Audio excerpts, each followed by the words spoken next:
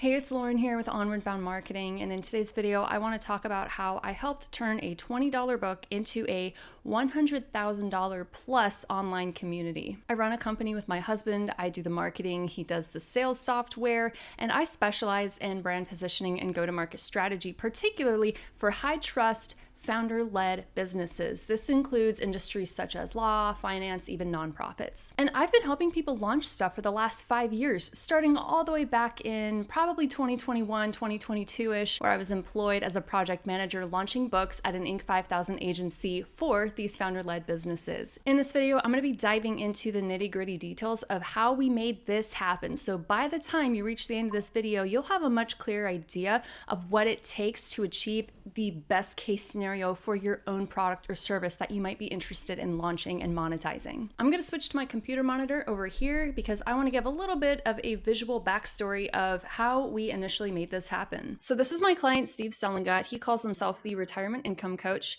and he spent about 4 decades of his career as a private portfolio manager with about 110 million in assets under his management. And in 2023, he sold his business, decided to write a book from a teach a man to fish kind of approach. Hey, I've made all this money for myself and my clients. Here's how you can do it too. And his biggest motivation for doing this was so that people wouldn't have to worry about running out of money in retirement. I mean, if you think about it, you spend decades of your life working, classic 9 to 5, you're stuffing away money every month. You're moving money around to different accounts to make sure that you are financially protected for the future. And he didn't want people to worry about that. So this whole book is about creating additional income streams for his target audience of retirees and those nearing retirement. And the biggest perk that he would get out of this is that he would feel like he could leave a legacy. This was a lot of information, decades worth of knowledge that he was distilling into a 300-page some odd book so that others could read for themselves and absorb and practice and implement this information.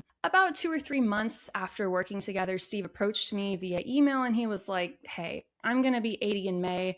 I want to really make sure that this information has as big of a ripple effect as it can possibly have. So what if, because there's always going to be that what if conversation, that little idea that you have percolating in the back of your mind, what if I got a team together to develop a paid community as a kind of legacy project?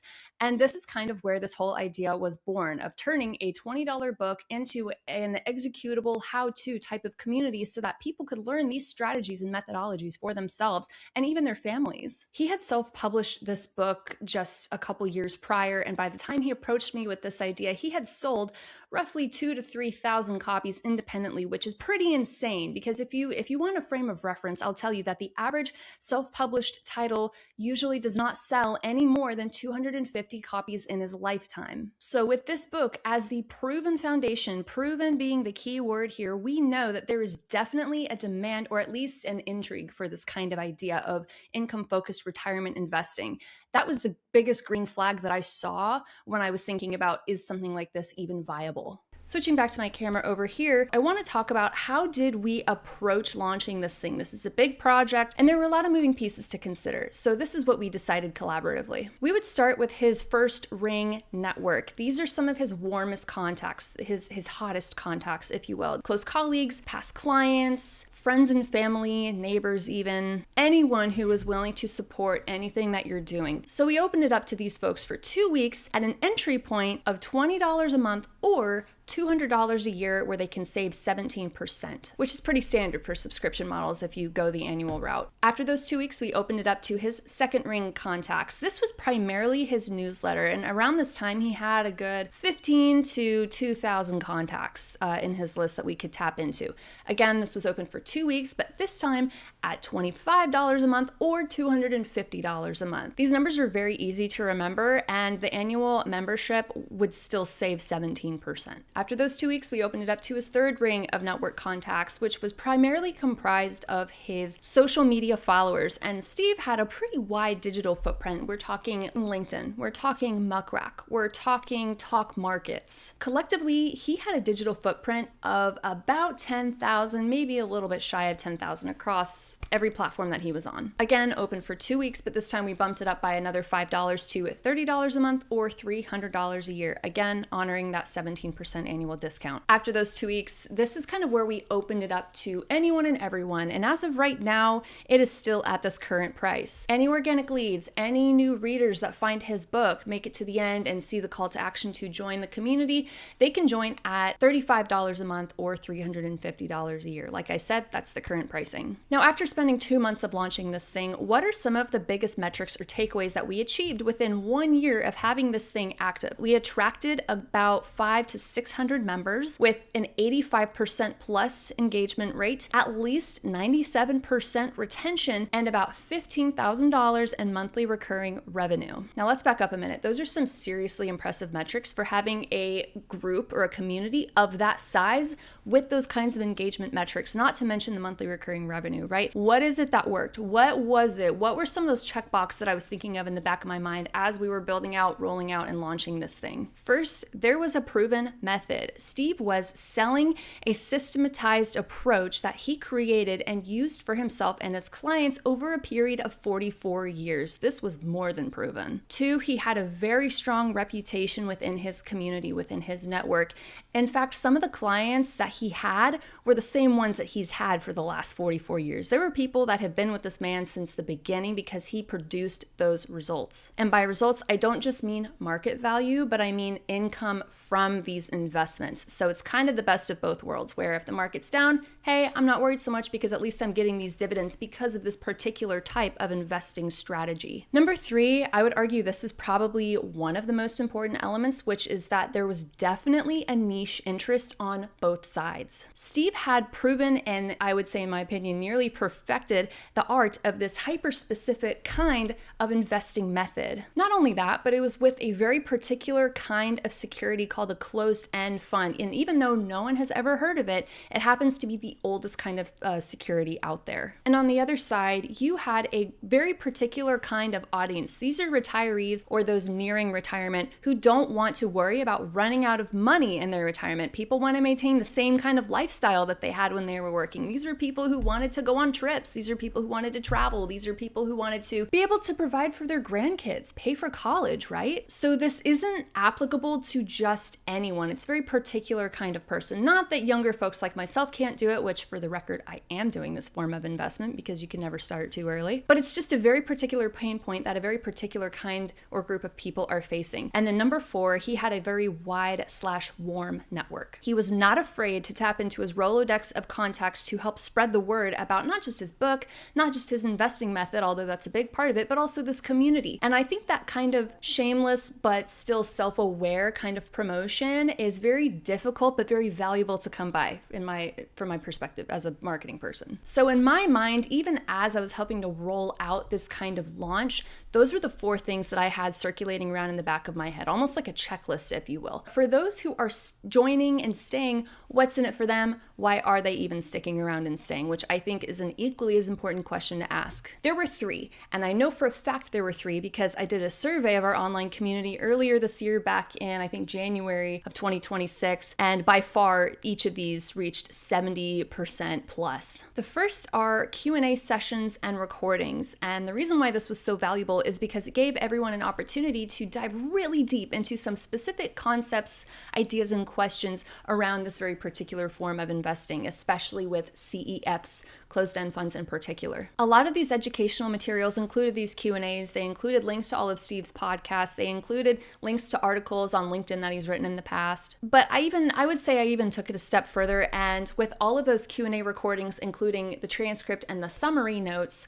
I organized them all into an outline within our course section so people can find the topics that they're looking for as it is divided by content or topic or like a module. In fact, I'll put a screenshot up here just so you can see what I'm talking about. It's very, very easy to find exactly what it is that you're looking for, and if someone isn't able to find it, I usually am able to on their behalf. So that's the first one, live Q&As especially, but educational materials.